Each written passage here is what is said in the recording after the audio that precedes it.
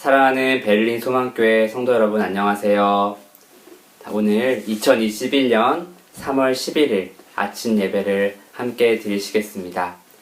사도신경으로 신앙 고백하시겠습니다. 나는 전능하신 아버지 하나님 천지의 창조주를 믿습니다. 나는 그의 유일하신 아들 우리 주 예수 그리스도를 믿습니다. 그는 성령으로 잉태되어 동정녀 마리아에게서 나시고 본디오 빌라도에게 고난을 받아 십자가에 못 박혀 죽으시고 장사된 지 사흘 만에 죽은 자 가운데서 다시 살아나셨으며 하늘에 오르시어 전능하신 아버지 하나님 우편에 앉아 계시다가 거기로부터 살아있는 자와 죽은 자를 심판하러 오십니다.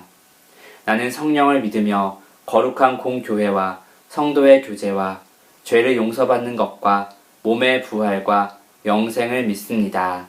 아멘. 다 같이 찬송가 210장 1절을 부르시겠습니다.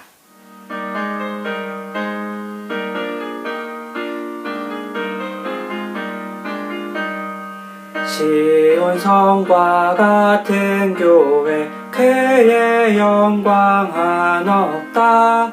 허락하신 말씀대로 주가 친히 세웠다. 반석 위에 세운 교회 흔들 자가 누구랴. 모든 원수 애워싸도 아무 근심 없도다. 오늘 함께 나눌 말씀은 나훔서 2장입니다. 2장 1절부터 13절까지 제가 읽겠습니다. 침략군이 너를 치러 올라왔다. 성을 지켜보려무나 길을 지켜보려무나 허리를 질끈 동이고 있는 힘을 다하여 막아보려무나 약탈자들이 야곱과 이스라엘을 약탈하고 포도나무 가지를 없애버렸지만 주님께서 야곱의 영광을 회복시키시며 이스라엘의 영광을 회복시키실 것이다. 적군들은 붉은 방패를 들고 자주색 군복을 입었다.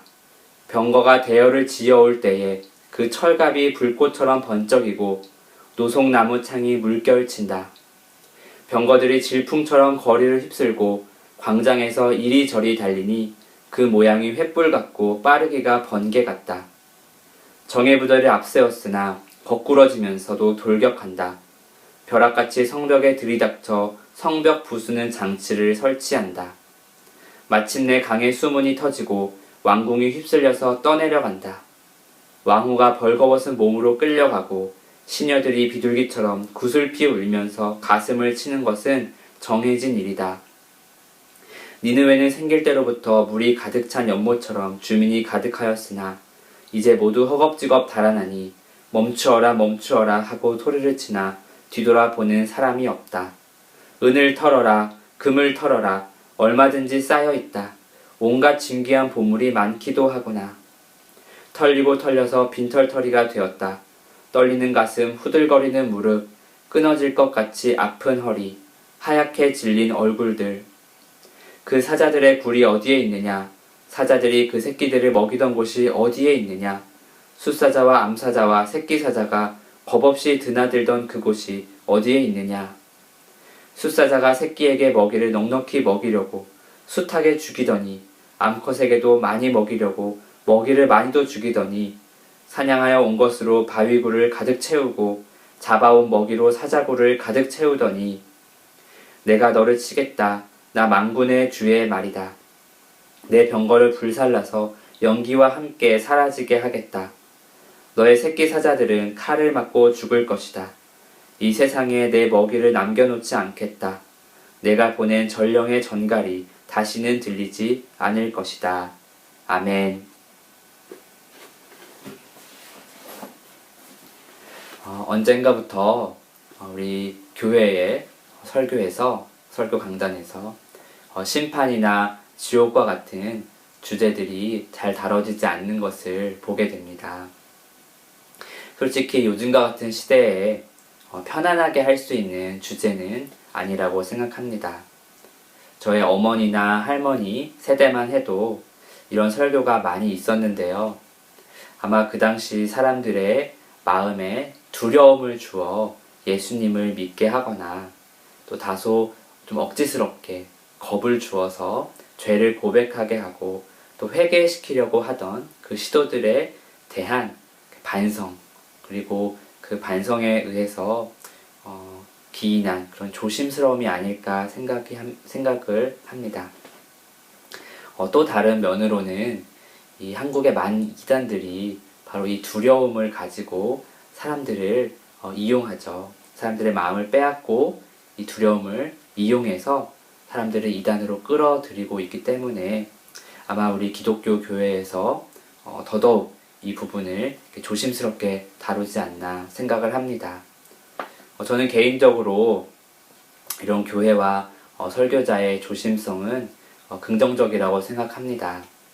우리 하나님은 우리에게 샬롬을 주시고 평안과 생명의 복으로 인도하시는 아버지이신데 이 두려움에서 시작된 신앙은 이 하나님에 대한 잘못된 편견을 가질 수 있게 합니다. 또 이렇게 생긴 편견은 잘 없어지지 않고 나중에 신앙생활을 하면서 여러 가지 경험이나 상황들과 이렇게 복합이 되어 이렇게 왜곡된 신앙의 모습을 낳기도 합니다. 자, 하지만 성경에서 이 심판과 지옥에 대한 이야기를 분명히 하고 있기 때문에 사실 우리가 이것을 피할 수는 없습니다. 자, 그렇다면 우리는 하나님의 심판에 대해서 이 성경이 어떤 관점으로 이야기하고 있는지 좀 더 잘 살필 필요가 있습니다. 구약의 선지서는 그런 관점에서 하나님의 성품에 이 말씀을 읽는 사람들의 눈을 계속해서 고정시키도록 하고 있습니다. 이 나훔서도 마찬가지입니다. 어제 아침 예배에서 담임 목사님이 말씀하신 그 하나님이 자신의 백성을 아끼시는 공의로우신 하나님이라는 이 하나님의 성품, 그 성품에 의해서 하나님은 질투하시고 또 하나님은 보복하십니다. 그리고 이 하나님의 성품에 의해서 니느웨에 보복하시고 니느웨의 멸망을 가지고 오시는 그 메시지가 나훔이 전하고 있는 또 주제이기도 합니다. 자, 오늘 함께 읽은 나훔 2장 말씀에서는 그 주제 안에서 하나님의 심판에 대해 조금 더 주목하여 살펴보려고 합니다. 2장 1절은 니느웨에게 아시리아에게 전쟁을 준비하라고 선포하고 있습니다. 3절과 4절에 보면 이미 니느웨로 맹렬히 돌격하고 있는 적군의 모습이 묘사되고 있습니다. 실제로 아시리아는 주전 612년에 메대, 바빌론, 수구디아 연합군에 의해서 멸망당합니다. 이전에는 아시리아가 모두 자신의 군사력으로 다스리고 있던 나라들입니다. 자, 그들이 누렸던 전성기 때의 모습이 2장 11절 하반절부터 12절까지 묘사되고 있는데요. 자, 전에는 이라는 이 수식어가 있습니다. 전에는 사자와 같이 그 지역을 주름잡던 그런 아시리아, 두렵게 할 자가 없었고 또 그 사자굴을 자신들이 사냥한 것으로 가득 채웠던 절대 강자가 바로 아시리아였습니다. 자, 이 아시리아는 사냥을 할 때도 그냥 필요한 것만 사냥한 것이 아니라 마치 죽여서 계속해서 굴에 쌓아놓는 사자처럼 불필요한 전쟁을 많이 하고 폭압과 그런 힘으로 주변 나라들을 억눌렀습니다. 자, 그런데 이렇게 강력하고 극악했던 그 아시리아가 멸망하는 모습은 자신들의 전성기 때의 모습과는 너무나 대조적으로 비참하기만 합니다. 자, 5절은 조금 해석이 어려운 구절인데요. 이 구절은 침략자의 모습으로 해석하기도 하고 또 이 구절에 나오는 사람들의 모습을 또 이 방어자 아시리아, 니느웨의 사람들이라고 해석하는 학자도 있습니다. 그러나 어떤 식으로 해석을 하던 그 결과는 그 아시리아와 니느웨의 그 멸망의 비참함을 강조해주고 있는데요. 만약에 이 5절에 등장하는 사람들을 침략자의 모습으로 해석한다면 성을 무자비하게 공격하는 그 전투의 긴박성을 더해주고 있는 것이고요. 또 만약에 아시리아, 니느웨 성에서 방어하고 있는 사람들의 모습을 그린 것이라면 그 방어가 그들이 성을 지키려고 하는 그 노력이 아무 소용이 없을 것이라는 내용을 또 전해주고 있습니다. 6절에서 10절은 니느웨가 멸망하는 모습을 생생하게 그려주고 있습니다. 7절에 벌거벗은 몸으로 끌려가는 왕후의 모습이 묘사되고 있는데요. 학자들은 아시리아가 숭배했던 그 여신을 이렇게 모습을 그렸다고 해석하기도 합니다. 적군이 들이닥치자 모든 사람들이 도망칩니다. 사람들이 뒤에서 부릅니다. 하지만 뒤돌아볼 겨를이 없습니다. 그저 다들 도망치기에 바쁩니다. 자신들의 성에 가득 쌓아놓았던 전리품들, 그렇게 힘으로 빼앗았던, 사람들을 억압해서 빼앗았던 전리품들이 모두 약탈당합니다. 과거에 의시되고 당당했던 모습은 온데간데 없고 겁쟁이로 묘사되고 있습니다. 벌벌벌 떱니다. 얼굴은 창백해지고 다리는 후들후들 떨리고 있습니다. 자, 어쩌다가 이 강한 나라, 이 강력한 힘의 나라, 이 군사의 나라가, 군대의 나라가 이 지경이 되었을까요? 바로 하나님께서 심판하시고자 정하셨기 때문입니다. 자, 이 심판의 목적은 무엇입니까? 바로 이 목적에 의해서 우리는 하나님의 성품을 살펴볼 수 있는데요. 한 가지는 하나님의 공의로우신 성품으로 악을 징벌하는 것입니다.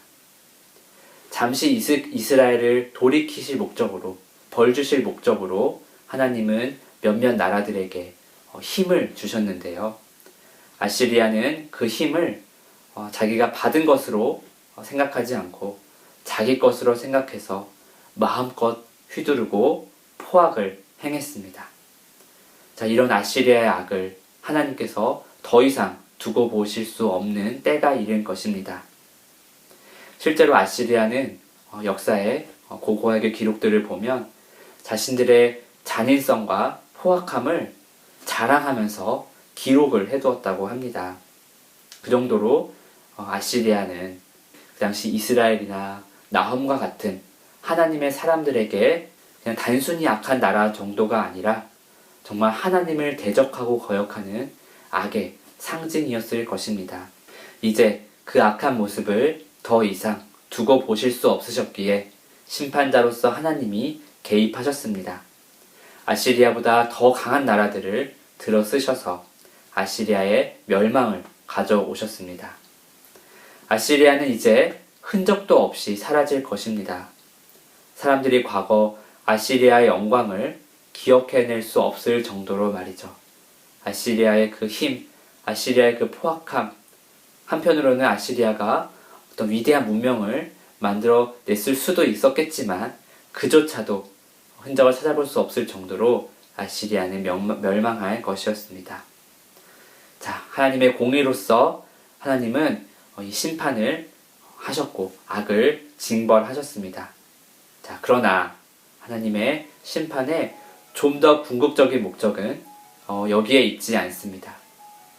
더 궁극적인 목적은 바로 하나님 백성의 영광을 회복시키는 데에 있습니다. 2절 말씀입니다.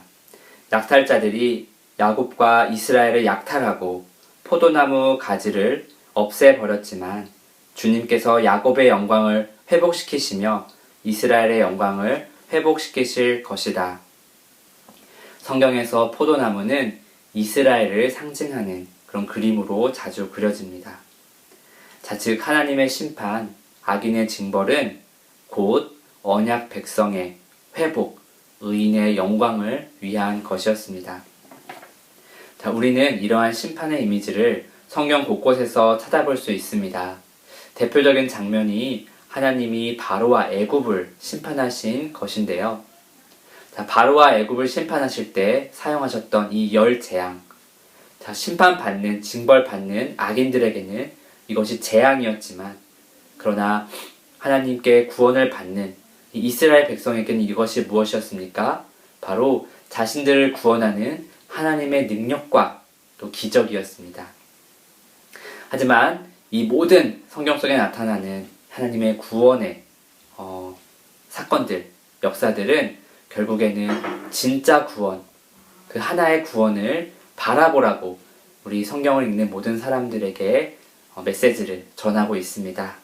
그건 바로 이 땅에 하나님 나라를 가지고 오신 예수님입니다. 니느웨, 아시리아를 멸망시킨 것은 다른 강대국이었습니다. 그러나 그 나라들도 결국은 역사 속에 다 사라졌죠. 하지만 예수님께서 가지고 오셨던 그 하나님의 나라는 그 마지막 남은 한 나라, 그 나라는 영원히 망하지도 패하지도 않을 나라였습니다. 자, 하나님의 나라가 우리 믿는 자들을 구원하러 오실 그 마지막 심판, 그 최후의 심판, 최종 심판이 우리에게는 아직 남아 있습니다. 자, 이제 오게 될 하나님의 심판은 단순히 이 당시 이스라엘 백성뿐만이 아니라 이제 하나님을 믿음으로 하나님의 백성이 된 이 땅의 모든 사람들에게 소망이 됩니다.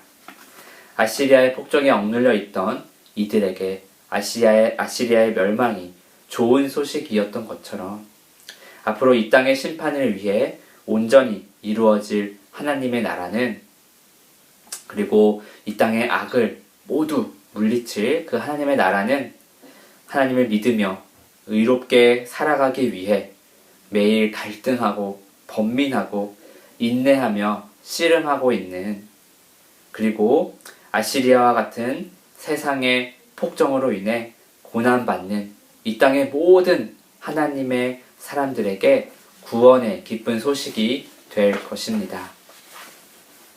자, 우리 예수님께서 처음 오셨을 때 그분은 이사야서의 말씀과 같이 가난한 사람들에게 기쁜 소식을 전하고 상한 마음을 싸매어주고 포로에게 자유를 선포하고 갇힌 사람에게 석방을 선언하고 주님의 은혜의 해와 우리 하나님의 보복의 날을 선언하고 모든 슬퍼하는 사람들을 위로하셨습니다. 자, 예수님의 사역 하나하나는 장차 온전히 이루어질 하나님의 나라를 소망할 수 있게 하는 예고편과 같았습니다. 예수님의 말씀 앞에서 질병들이 떠나가고 악한 영과 마귀가 벌벌 떨었습니다. 사람들을 붙잡아서 그 몸과 마음을, 영혼을 상하게 했던 그 모든 귀신들을 말씀 하나로 내쫓아 주셨습니다. 이제 다시 예수님께서 오실 때는 세상의 문제와 약한 영들, 마귀, 사탄들이 그냥 떠나가는 정도가 아니라 오늘 니느웨의 멸망과 같이 우리가 더 이상 그들의 흔적을 찾아볼 수도 없을 정도로 하나님께서 심판하시고 징벌하실 것입니다. 우리가 평생 겪었던 슬픔, 억눌림, 갇힘, 또 육체의 질병과 연약함, 우리의 상한 마음, 그리고 지금도 우리를 힘들게 하고 있는 이 모든 것을 우리는 기억할 수 없게 될 것입니다. 그들의 흔적도 찾아볼 수 없게 될 것입니다. 바로 이 모든 악한 것들이 영원히 거할 곳이 지옥이기 때문입니다. 우리가 갈 천국은 이 지옥과는 다시는 만나지도 닿을 수도 없는 그런 곳이기 때문입니다. 이것이 우리가 소망으로 기다리는 공의로운 하나님의 심판입니다. 그리고 이 공의로움 안에 하나님의 사랑이 있음을 우리는 다시 한번 오히려 강하게 확인할 수 있습니다. 최근 몇 년간 집주인과 문제가 있었던 이야기들을 우리 교회 성도님들을 통해 종종 들었습니다. 실제로 어떤 분들은 이사를 가야만 했고요. 또 최근에 어떤 가정은 집주인이 계속해서 거짓말로 계약을 어기고 집을 나가라고 해서 결국에는 이제 재판에 가게 되었는데요. 이 재판이 있기 며칠 전 제가 그 성도님께 기도 제목을 물었을 때 성도님께서 한 가지 기도 제목을 주셨습니다. 바로 이 판사가 올바른 판결을 내리게 해달라는 것이었습니다. 자, 그게 무슨 말일까요? 판사가 올바른 판결을 해야 이 성도님의 억울함, 이 모든 어려웠던 마음들이 다 해결되고 풀어질 것이고, 그리고 이 집주인의 거짓말이 드러나게 되는 것입니다. 결과적으로 우리 주님께서 기도를 들으셔서 잘 판결이 났다고 제가 소식을 들었습니다. 자, 이 재판날을 기다리던 우리 이 두 양측의 사람들, 자, 오랫동안 힘들었고 또 그 거짓말 때문에 어려웠고 그리고 갑자기 잘 살고 있던 집을 떠나야만 했던 이 성도님들의 마음, 이분들에게는 이 재판날이 어떤 날이었을까요? 아마 빨리 이 날이 와서 내 억울함들이 다 풀어졌으면 좋겠다. 빨리 이 날이 와서 저 거짓말이 다 드러났으면 좋겠다 라고 생각하지 않았을까요? 반면 이 거짓말로 계속해서 이 세입자들을 힘들게 했던, 그리고 세입자들을 쫓아내려고 했던 이 집주인은 어땠을까요? 겉으로는 의시되고 자기가 마음대로 할 수 있을 것 같이 했겠지만 그 마음의 깊은 곳에서는 계속해서 거짓말을 해왔던 그 마음에는 어쩌면 자신의 거짓말이 들통날까봐 불안해하고 있지는 않았을까요? 자, 오늘 우리는 이 하나님의 나라, 하나님의 마지막 그 심판을 어떤 마음으로 기다려야 하는지 우리 나훔서를 통해서 다시 한번 살펴볼 수 있었습니다. 그리고 성경에 나오는 심판자 하나님을 어떤 눈으로 바라보아야 할지 우리 다시 한번 생각해 볼 수 있었습니다. 사실 이 나훔서 2장에 우리 한국어 성경은 2장 1절이 오늘 읽은 이 말씀인데요. 실제 히브리어 성경에서는 1장의 마지막 말씀 1장 15절이 2장의 시작이라고 합니다.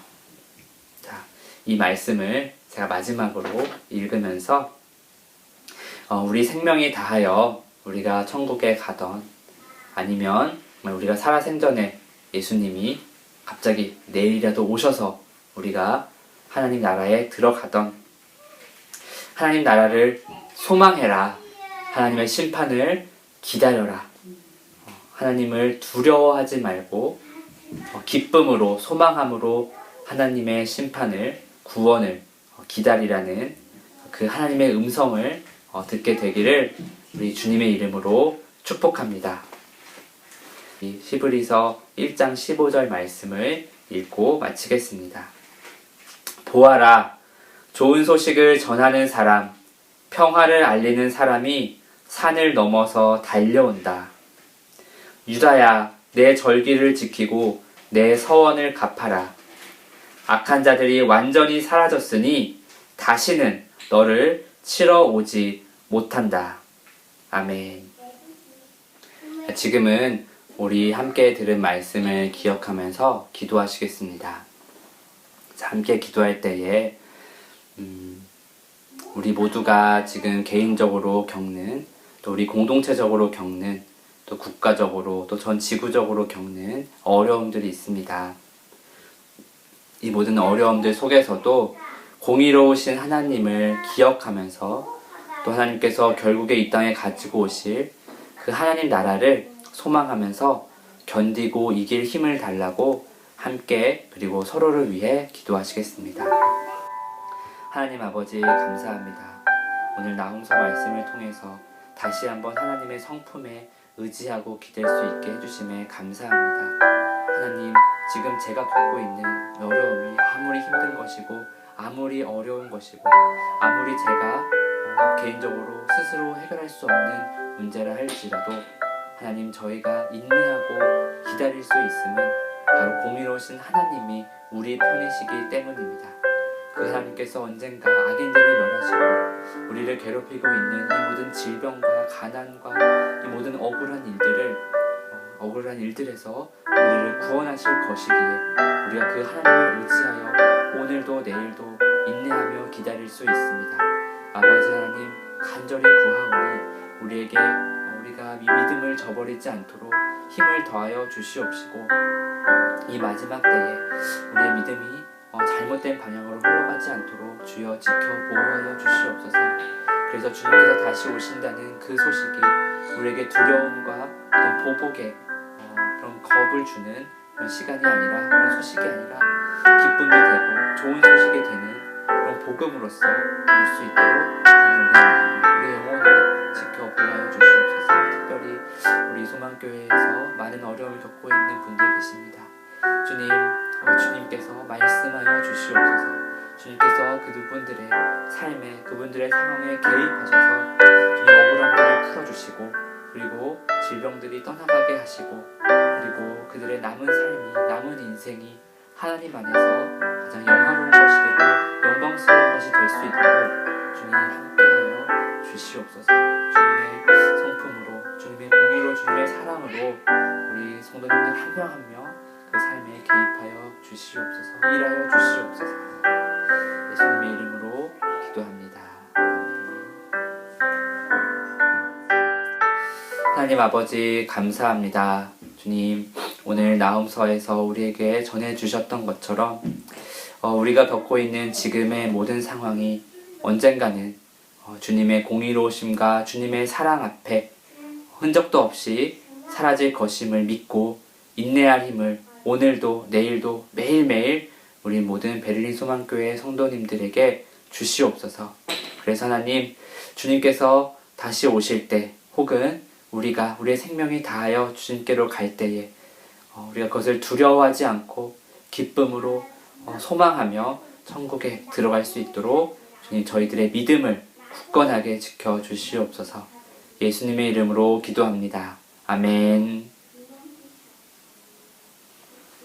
자, 지금은 찬송가 201장 3절을 함께 부르시겠습니다.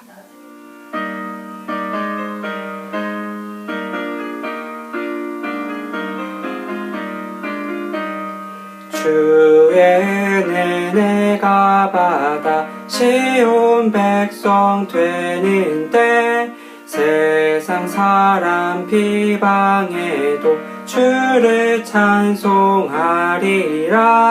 세상 얻은 모든 영광 하지만 개 같으나, 주의 자녀 받을 복은 영원 무궁하도다.